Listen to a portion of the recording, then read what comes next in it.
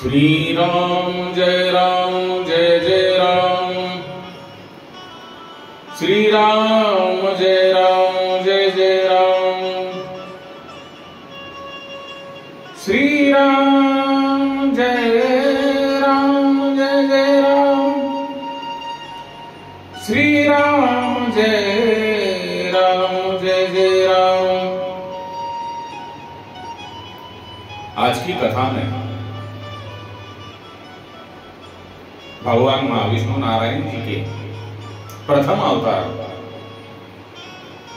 मत्स्य अवतार की कथा में मत्स्य अवतार की कथा के चरित्र पर भगवत कृपा से प्रकाश डालने की कोशिश करेंगे।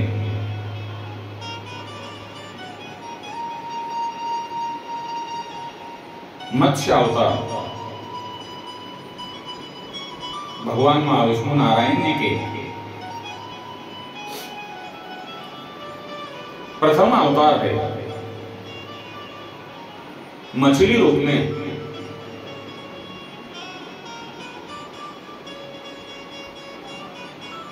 विष्णु नारायण जी ने अवतार लेकर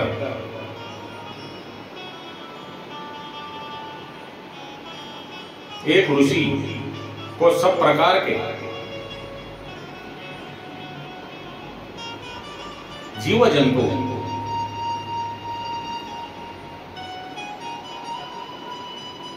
एकत्र करने के लिए कहा और पृथ्वी जब जल में डूब रही थी तब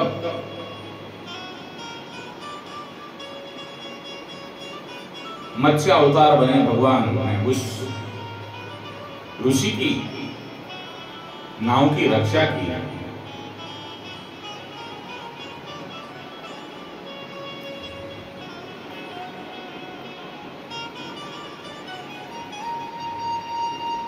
इसके पश्चात ब्रह्मा ने पुनः जीवन का निर्माण किया।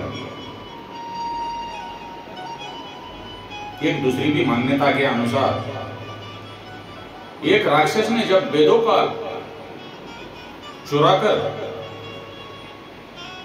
सागर की अथाह गहराई में छुपा दिया था, तब भगवान विष्णु ने मत्स्य रूप धारण करके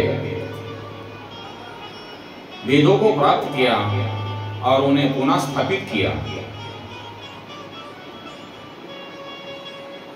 एक बार ब्रह्मा जी की असावधानी के कारण एक बहुत बड़े दैत्य ने वेदों को चुरा लिया।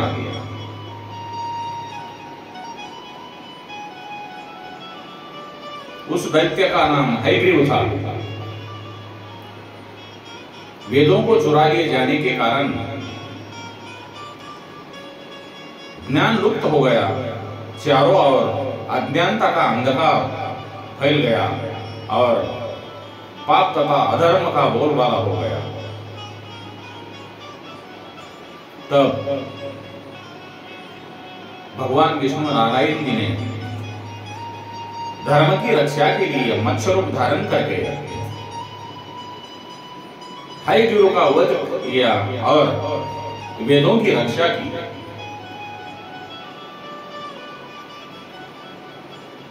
भगवान ने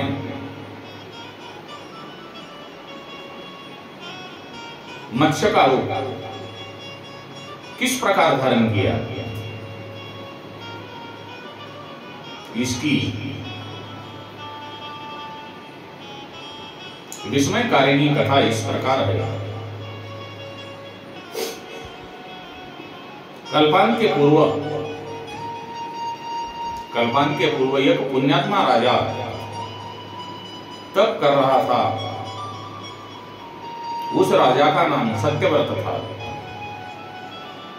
राजा सत्यव्रत पुण्यात्मा तो था ही, उसके साथ में बड़े हृदय का भी था। एक दिन प्रभात का समय था। सूर्योदय हो चुका था। सत्यव्रत कृतमाला नदी में स्नान कर रहा था। उसने स्नान करने के पश्चात जब तर्पण के लिए अंजलि में जल लिया तो अंजलि में जल के साथ में छोटी मछली भी आ गई। सत्यवान ने उस मछली को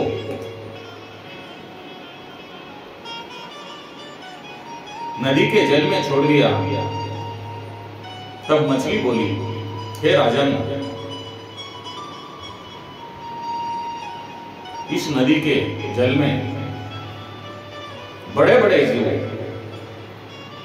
छोटे जीवों को मारकर खाते हैं।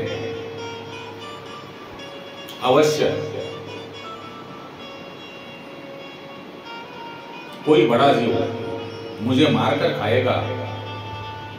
कृपा करें, कृपा करके मेरे प्राण की रक्षा कीजिए। राजा सत्यव्रत के मन में, उसके हृदय में दया उत्पन्न हो गई। उसने उस मछली को जल से भरे हुए कमंडलों में डाल लिया। तभी ये एक आश्चर्यकारक घटना घटी। एक रात में मछली का शरीर इतना बड़ा हो गया कि उसको, वो मछली को कमंडलू छोटा पड़ने लगा। दूसरे दिन वो मछली राजा को बोली,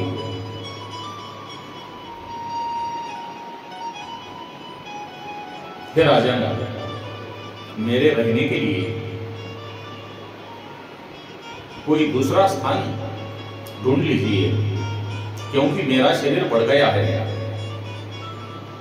मुझे घूमने फिरने में बड़ा कष्ट होता है। राजा सत्यव्रत ने उस मछली को कमंडलू से निकालकर पानी से भरे मटके में रख दिया। मटके में मछली का शरीर रात भर में इतना बढ़ गया, उस मछली को घूमना फिरना छोटा पड़ गया। दूसरे दिन फिर मछली राजा सत्यव्रत को बोली, हे राजन, मेरे रहने के लिए और कोई प्रबंध कीजिए, क्योंकि मटका मेरे लिए बहुत छोटा पड़ रहा है। तब राजा सत्यव्रत ने उस मछली को निकालकर एक सरोवर में डाल दिया, किंतु वो सरोवर भी मछली के लिए छोटा पड़ गया। इसके बाद राजा सत्यव्रत ने मछली को नदी में, उसके बाद में समुद्र में डाल दिया। आश्चर्य,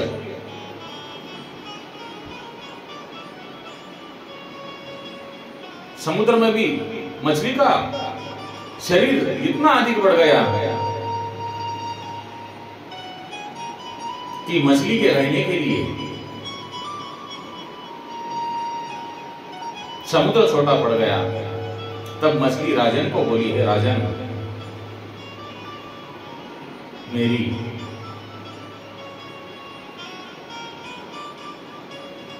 कौन से दूसरे जगह पे रहने की व्यवस्था कीजिए, क्योंकि यह समुद्र मेरे लिए छोटा है, मेरे रहने के लिए उपयुक्त नहीं है। मेरी व्यवस्था और कहीं कीजिए तब उस मछली को समुद्र अगर छोटा पड़ता है तो राजा अपने मन में विस्मित हो उठा। उसने आज तक ऐसी मछली नहीं देखी थी। वह विस्मय भरे स्वर में बोला,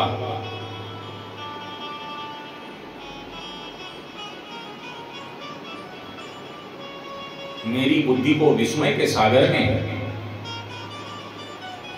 ये मछली, मेरी बुद्धि को विस्मय के सागर में डुबो देने वाली आप कौन हैं? तब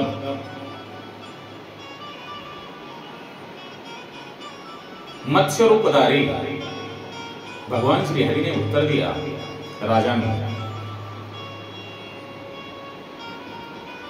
हे राजन,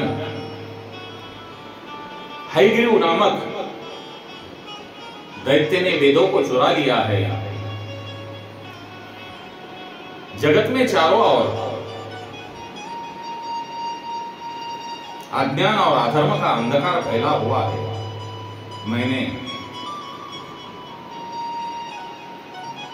हयग्रीव को मारने के लिए मत्स्य का रूप धारण कर लिया है। आज से 7वें दिन पृथ्वी प्रलय के चक्कर में फिर जाएगी। समुद्र उमड़ उठेगा, भयानक वृष्टि होगी, सारी पृथ्वी पानी में डूब जाएगी। जल के अतिरिक्त कहीं कुछ भी दृष्टिगोचर नहीं होगा। तब आपके पास नाव पहुंचेंगी। आप सभी अनाज और औषधियों के बीजों के लेकर, अनाज और औषधि के बीजों को लेकर सप्त ऋषियों के साथ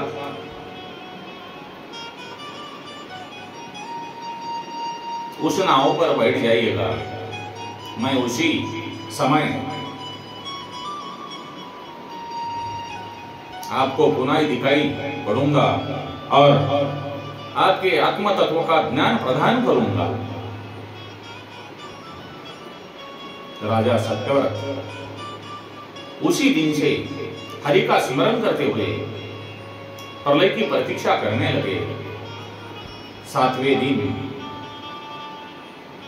प्रलय का दृश्य उपस्थित हो उठा। समुद्र भी उबड़कर अपनी सीमाओं से बाहर बहने लगा।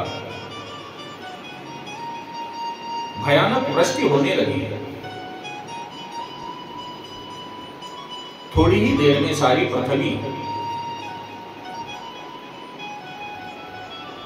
पर जल ही जल हो गया। संपूर्ण पृथ्वी जल में समा गई। उसी समय एक नाव दिखाई पड़ी। सत्यव्रत सप्त ऋषियों के साथ उस नाव पर बैठ गए। उन्होंने नाव के ऊपर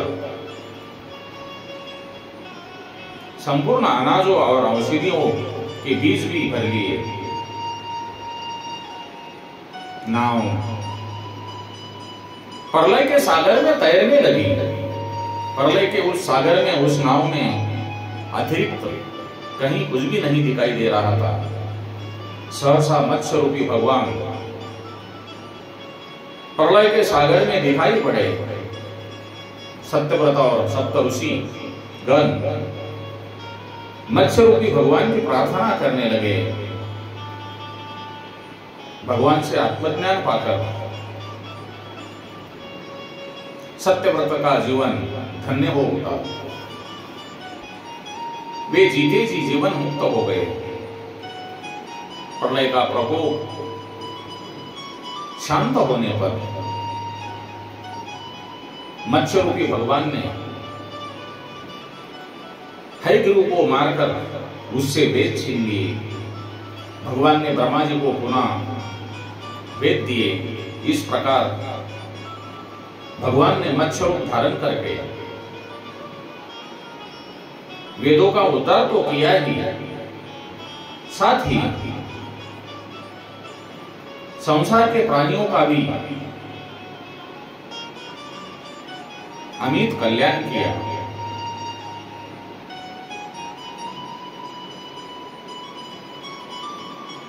इसके पश्चात भगवान श्री हरि का भजन करेंगे। श्रीमन् नारायण नारायण हरि हरि, श्री हरि शरणं मम, श्री कृष्णं शरणं मम, श्री हरि शरणं मम, श्री कृष्णं शरणं मम, श्री हरि शरणं मम, श्री कृष्णं शरणं मम, श्री हरि शरणं मम, श्री कृष्णं शरणं मम। ओम नमो भगवते वासुदेवाय, ओम नमो भगवते वासुदेवाय। कृष्णं वंदे जगद्गुरुं, श्री कृष्ण गोविंद हरे मुरारे, हे नाथ नारायण वासुदेवाय।